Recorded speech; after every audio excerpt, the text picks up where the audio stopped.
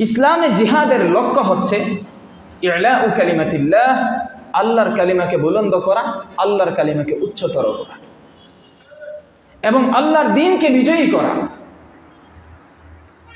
সুতরাং ইসলাম সীমালঙ্ঘনমূলক উদ্দেশ্যে, অযথা বিদ্বেষমূলক উদ্দেশ্যে লড়াই করার বৈধতা দেয় নাই।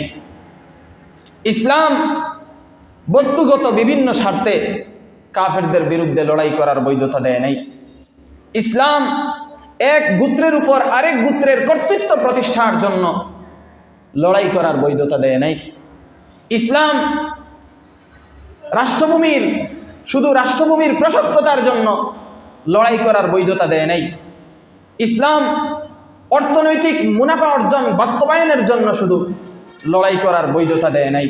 এ জাতীয় আরও যত বিষয় রয়েছে, যেটা পুরাতন রাষ্ট্র ব্যবস্থা, আধুনিক রাষ্ট্র ব্যবস্থায় যেই জিনিসগুলোকে, এই বর্তমান রাষ্ট্রগুলো যেই জিনিসগুলোকে সাব্যস্ত করে যুদ্ধ লাগানোর সমর্থনকারী হিসাবে, স্থায়ী শান্তি ধ্বংসের সমর্থনকারী হিসাবে যেই সমস্ত বিষয়গুলোকে সাব্যস্ত করে, এই সমস্ত বিষয়ের জন্য ইসলাম লড়াইয়ের বৈধতা দেয় নাই।